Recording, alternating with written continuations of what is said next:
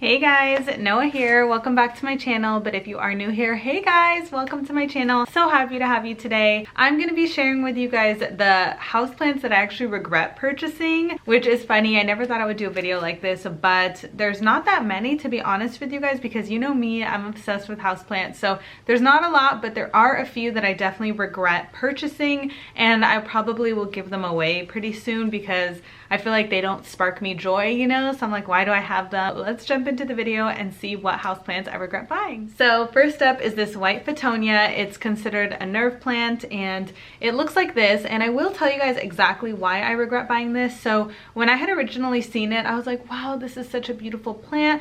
All the leaves look like this one right here. All the leaves had looked like this one. And then now the new growth looks like this. Hopefully you could tell like how washed out that leaf is, and I'm just not a fan of that look. That's not what I was expecting when I purchased it. On top of that, I have tried propagating this quite a few times and many of them failed. I do have one that's still surviving in water, but it's not doing that great. It's just kind of surviving, not ready to be planted, and it's been a few months already. So not really thrilled with this guy. I don't know, it just doesn't make me happy. Every time I walk by it, I'm like, oh, I have to water that one again. So I'm just not into it. Sorry. So next up is my Pilea mollis, or the friendship plant. Same kind of reason, I just don't really like the look of it, and it does look different from when I purchased it. The leaves used to be neon green, you guys, like, and then all of a sudden, as soon as I took over, all the leaves started turning black. And also they used to be kind of fuzzy, and now they're not really fuzzy. And my guess is that I'm not giving it enough humidity, because everything else I'm pretty sure I'm doing good, especially because it's still growing. It's gotten a lot bigger since I've had it, so I know that I don't have a watering issue. I know that I don't have a light issue, but I'm thinking it could just be my humidity, because that's the only thing I could think of that it would want more of.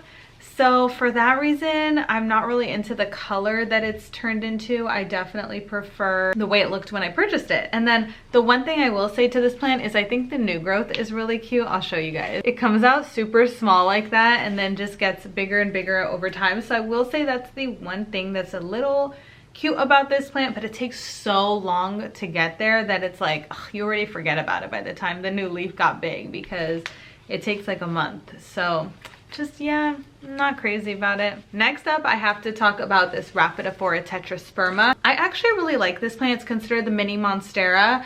I like the look of it when the leaves come out like this, and that's what I want all the leaves to look like. If they all look like this, I would love this plant, honestly. But every now and then I will get a leaf that looks like this, and I'm like, the unpredictability makes me not really like it. I really want to know what I'm getting myself into. And for example, with the Monstera deliciosa, you never really know how many holes the next leaf will have or fenestrations it will have, but usually you get more than the previous leaf. Whereas this plant, I was getting a ton of leaves looking like this, and then it got 2 new ones that look like this. So I ended up chopping it off. I don't mind if like they keep getting better and better, but they're kind of getting worse. So for that reason, I'm just not really a fan of this one anymore. I think I'm just gonna chop it all up in general and just try to propagate it, because this one really doesn't give me any joy. That's that for this one. So in the same family, this is a Rhaphidophora Hai. And I bought this with the craze of the whole like Walmart, Lowe's, Home Depot getting these Costa Farms plants. And I do like the look of it. And I do think it's exciting that it grows on this wooden plank. But for some reason, and this one I don't really know the exact reason I'm not a fan. I think maybe because it's such a slow grower. Maybe if it does grow faster, I'll be more of a fan. But since getting it about a month ago, I have not had a new leaf. I see growth that a new leaf could be coming right there, but it has not unfurled. So I think the fact that it's such a slow grower, I just didn't need this, and I bought 2 of them, you guys. I don't know what's wrong with me. So this, I don't know if I'll put this on the Etsy shop just because it's pretty large and I don't know about shipping something like this. So it may just be on Facebook Marketplace. So if you're in the Houston area, I'll probably end up putting this up there pretty soon. All right, lastly, this is no surprise, but it is a bird's nest snake plant. I have this weird thing about me where if I have one plant, then I need to have all of them in that species. Very, very weird. It's like the collector in me. But like if I have, for example, a Scindapsus pictus, then I have to get the Scindapsus exotica and I have to get all the Scindapsuses. Like that's just how I am.